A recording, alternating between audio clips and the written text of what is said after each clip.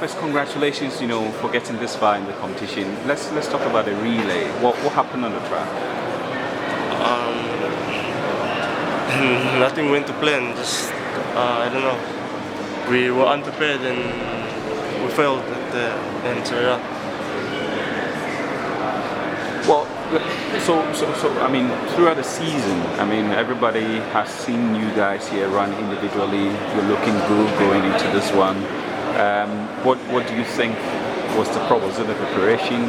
Yeah, I think the biggest problem is South Africa not sending us to World Relays and on the training camp before the big competition, because we can't come here unprepared and then they expect us to go out against the world's best and perform good unprepared. It's just something that it can't happen like that. Well, can you just take me through what goes into preparation for a big competition of this nature? What really goes into it from an athlete's perspective? In terms of relay, you need to do a lot of things. Yeah? At first, you need reserves. If someone gets injured, then we need to train the changeovers. I think a few months before a big competition, and then you need the races to see if the training works. So I think without that, you can't do anything. There's no way you can run against the world's best and expect to do good. So overall, what are the positives you take from your participation at the World Championship this year? I just know that I have a lot of room for improvement and I have a lot of points that I can work on for next year come Olympics, and hopefully I'll be there. Thank you very much. Simbine, just a word to Africa. We're just wrapping up your campaign here at the World Championships, and I mean, how will you sum everything up for you personally, if you could get a little bit closer? It was a great experience, getting through to the semi-finals for 100 and the 200, and for me I took a lot from that. So I'm just happy that I'm still healthy and I can get my season off healthy note, so I can put on for next year Rio. So yeah, taking a lot from Beijing and looking for the best for the future. Well, a lot of people look at you athletes as role models, in Africa. A lot of the athletes also look up to you in a lot of ways. What does it take to prepare for a major competition like the World Championships?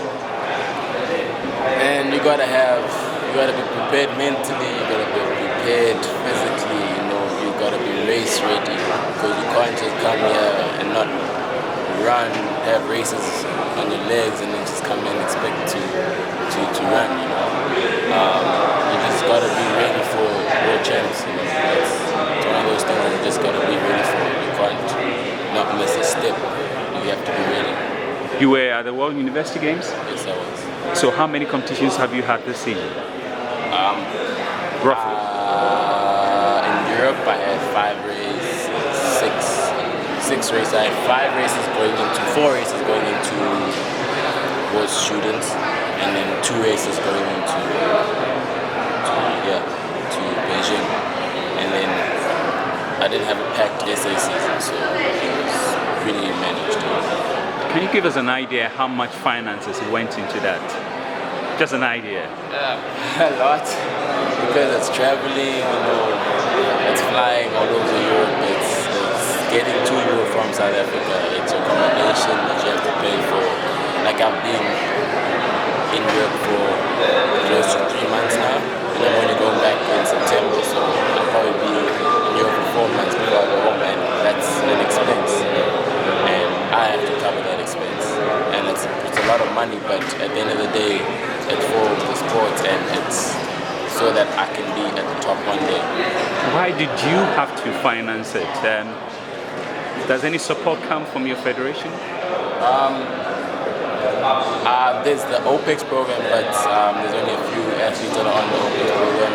I'm not on the OPEX program, so I get support from Adidas because they're my sponsor and they support me and they help me cover my expenses when I'm this side. So from my federation, there's not much financial support.